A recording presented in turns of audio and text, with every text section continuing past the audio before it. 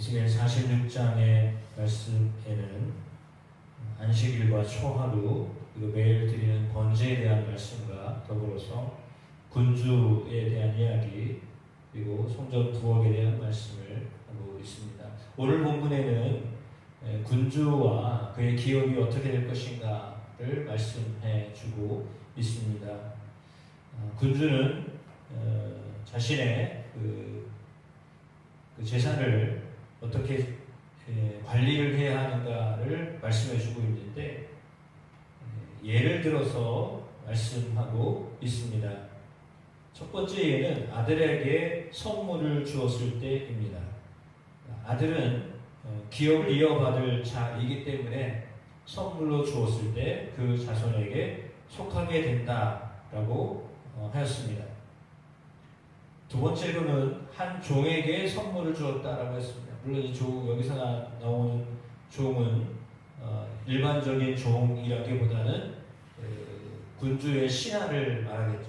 그러니까 신하에게 그가 큰 공을 세워서 선물로 기업을 주었습니다. 그럼에도 불구하고 그것은 희년이 되면 다시 군주에게로 돌아와야 된다라고 했습니다. 그러니까 군주의 것이었기 때문에 군주의 것을 공을 세운 신하에게 주었지만 그러나 희년이 되면 다시 군주에게로 와야 된다. 왜냐하면 그 군주 것이 좀 이렇게 감소화된 거잖아요. 감소화된 재산에 대해서 다시 환원시킬 것을 요청하고 있습니다. 그 이유는 18절에 나와 있는데 백성의 기업을 빼앗아 그 산업에서 쫓아내지 못할지니라고 했거든요. 이 말은 무슨 말이냐면 아무리 군주라고 해도 자기의 재산이 있다는 거거든요. 이렇게 보장한 재산이 말하는 겁니다. 그러니까 군주가 가질 수 있는 재산이 있는데 그 재산 이외에 백성의 것을 빼앗아서 자기 것으로 만들지 못한다라고 하는 겁니다. 그러니까 군주라도 군주의 것이 있는데 군주의 것은 더 불려서는 안 된다는 의미예요. 그 의미는 뭐냐면 군주의 것은 군주의 것으로 그냥 이렇게 유지하도록 해야지 그것을 더 늘려서는 안 된다는 의미죠. 왜냐하면 남의 것이라고 표현해서 좀 그렇지만 백성의 기업을 빼앗아서 그 산업에서 쫓아내지 못할지다라고 했잖아요. 그러면 군주 것은 군주의 것으로 유지시켜주고 더 많은 것을 갖지 못하도록 해야 된다라고 하는 의미입니다. 그런 의미로 봐야 돼요. 그러니까 군주가 됐어도 줄 수는 있습니다. 신하에게. 그러나 남의 것을 빼앗지는 못한다라고 했습니다. 그 말은 뭐냐면 더 부풀려서는 안 된다는 의미잖아요. 그러니까 줄어들 수는 있습니다. 그런데 더 늘려서는 안 된다. 물론 늘린다는 의미가 백성의 것을 빼앗아서 늘려서는 안 된다라고 하는 거죠. 아무리 군주라 할지라도 그렇게 해서는 안 된다라고 하는 거죠. 따라서 자기 아들에게 기업으로 줄 것은 자기 산업으로만 할 것이다 라고 했거든요. 그러니까 군주가 군주로서의 어떤 역할을 하는 데 있어서 재산에 대한 이야기를 하고 있는데 그 재산은 그냥 아들에게 이어서 유산으로 주는 것 외에는 더 어떤 것들을 자기 것으로 삼아서는 안 된다라고 하는 말입니다. 그러니까 신하에게 주었던 것도 희년이 나면 다시 환원시켜라 라고 하는 의미는 그런 의미입니다. 왜 주는데 뺐냐라는 의미라기보다 또 다른 데 손을 대면 안 되기 때문에 보장을 해줘라 라고 하는 의미죠. 그렇게 우리가 받아들여야 될 것 같습니다. 그러니까 군주라도 그렇게 해야 하는데 일반적인 사람들 역시 마찬가지죠. 희년이 되면 다시 다 원상복귀를 해야 한다라고 하는 의미입니다. 그러니까 더 많은 것을 가지려고 하지 않도록 해야 한다라고 하는 것이 하나님이 이스라엘 백성들에게 주신 어떤 재산에 대한 이야기예요. 너무 많은 것을 가지려고 하다 보면 이렇게 빼앗기는 사람들이 생기기 때문에 군주라도 그것을 하면 안 된다라고 하는 의미로 지금 말씀하고 있습니다. 중간에 그 군주에 대한 이야기가 들어가 있어서 사실은 좀 생뚱맞습니다. 아니 왜 번제단 얘기를 하다가 갑자기 군주 얘기가 나왔나라고 하는 것을 볼 수 있는데 그 이유는 중간중간에 군주가 들어가는 문이 다르고 말씀을 통해서 보셨던 것처럼 백성들은 남쪽에서 들어가면 북쪽으로 나가게 되어 있고요. 북쪽에서 나오면 남쪽으로 나가게 되어 있습니다. 그러니까 이 서쪽 문이 없고 그다음 보면 이제 그냥 가는 길로 가는 겁니다. 오던 길로 다시 돌아가는 게 아니라 가던 길로 그냥 계속 가게 했습니다. 그 의미를 제가 생각을 해봤습니다. 왜냐하면 오던 길로 가면 다시 가면 편하죠. 왔던 길로 돌아가니까 돌아갈 이유가 없잖아요. 그런데 그냥 왔던 길로 가지 않냐고 반대 길로 가는 거예요. 가던 길로 계속 가게 해서 돌아가야 되는 거잖아요. 그럼 그 의미는 무슨 의미겠습니까? 이쪽에 있는 사람들과만 교제하지 말고 저쪽에 있는 사람들도 만나서 교제해라 라고 하는 의미이지 않겠어요? 왜 굳이 거기까지 가서 돌아가게 합니까? 편하게 가려면 왔던 길로 돌아가야 되는데 그렇지 않냐고 왔던 길이 아니라 계속 그 길로 가서 이제 돌아가도록 한 거잖아요. 돌아가라는 얘기는 뭐냐면 급해도 이렇게 또 다른 사람들도 보고 관찰도 하고 만나기도 하고 이렇게 해서 성전을 통과해서 나아가라라고 하는 의미예요. 그 의미는 어쩌면 깊은 교제를 말하고 있는 거거든요. 그 성전을 왔다 가는 것으로만 그치지 않냐고 왔던 길이 아니지만 이제 다른 길로 해서 다른 분을 통해서 이제 자기 집으로 다시 돌아가게 하였다라고 하는 거죠.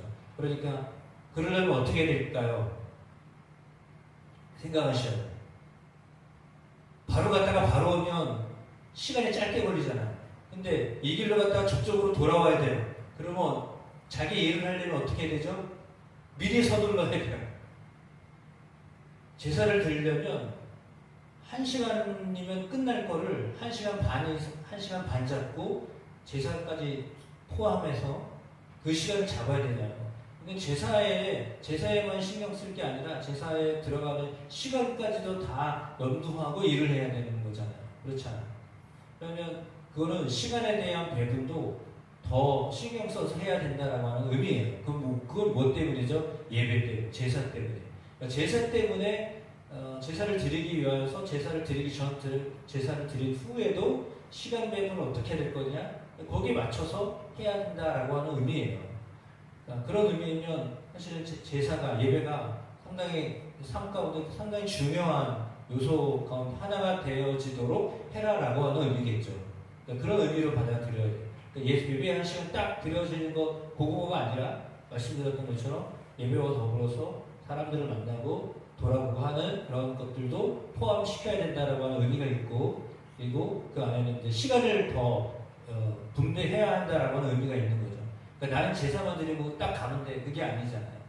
왜냐하면 어떤 길이 아니라 다른 길로 가서 돌아가야 되니까 그런 의미가 있는 거예요. 그 의미를 아셔야 돼요. 왜 하나님이 그렇게 하셨을까? 물론 질서를 지키기 위함이기도 합니다. 왔다가 도로 가면 얼마나 복잡하겠어요, 그 길이. 근데 일방통행이잖아요. 온 길로 도로 못 가요. 그러니까 쭉 원웨이. 한쪽 길은 계속 가는 길, 한쪽 길은 계속 들어오는 길. 이렇게 해서 소통이 편리하도록 하기 위함이기도 하지만, 그러나 그것보다도 또 다른 사람들을 만나고 보게 하고 교제하고 하는 의미도 그 가운데 있다라고 하는 것을 생각하시면 됩니다. 왜? 그렇지 않으면 남쪽에 사는 사람들은 남쪽에 있는 사람들과만 교제하게 돼요. 왜? 어쩌가 그냥 도로 가니까 언제 사람을 만나겠어요? 근데 그게 아니라 남쪽에 있는 사람이 북쪽에 있는 사람을 만날 수밖에 없는 구조가 되기 때문에 남쪽에 있는 사람도 북쪽에 있는 사람 얼굴도 보고 교제도 하고 이렇게 되는 거죠. 그러니까 그 의미가 있어요. 19절 말씀부터 24절에는 성전 부엌에 대한 말씀이 나와 있습니다. 그러니까 북쪽에 제사장을 향한 방을 두기로 했었기 때문에 그곳에 방이 있는데 그 방 한쪽에는 또한 처소가 있어서 거기에 이제 부엌을 만들었습니다. 그러니까 제사장이 취할 수 있는 것들 그리고 제사장이 다루어야 될 것들에 대하여서 말하면서 속건제, 속죄제, 희생제물을 그것에서 삼습니다. 소제물 또한 여기서 구워내죠. 성물을 가지고 그러나 그 성물을 취하기도 하고 하지만 바깥들로 가지고 나가지 못하게 했습니다. 그러니까 성전 안에 있는 것은 성전 안에서 해결하게 했습니다. 그러니까 바깥들로 그걸 가지고 나가지 못하게 했습니다. 왜냐하면 이게 거룩한 것이기 때문에 라고 했거든요. 그리고 이제 안뜰이죠. 이것은 이제 바깥에 나가면 바깥뜰에도 구석 내 구석에 똑같이 그 뜰이 또 있는데 그 구석 안쪽에 집이 또 있습니다. 그 안에 사방에 돌아가면서 부엌이 있었다라고 했습니다. 그 부엌은 성전에서 수종드는 사람들이 백성의 재물을 삶는 그 곳이다라고 했거든요. 그래서 오늘 이렇게 제사장이 다뤄야 될 재물과 또 수종드는 사람들, 레위 사람들이 다뤄야 될 백성의 재물에 대한 것들이 확연히 구분되어져 있었고, 그리고 그것들을 가지고 나가지 못하게 했다라고 하는 것은 이제 이것들이 예를 들어 신약 시대에 나와 있는 것처럼 구약 시대도 그랬을 수도 있습니다. 좋은 것들을 다 취하지 못하잖아요. 다 좋은 거잖아요. 제물로 드렸던 건 다 좋은 것들인데 이걸 다 얻을 수 없고 다 가지고 갈 수가 없잖아요. 그러면 사실 이거 다 폐기시켜야 되거든요. 그러지 못한 걸 유통하는 일들이 벌어지니까 그것이 이제 문제가 되는 겁니다. 이거 재활용하는 건데 어떠냐 이렇게 얘기할 수 있지만 그게 아니라 그것은 또 다른 재물을 만드는 수단이 되기 때문에 그런 거예요.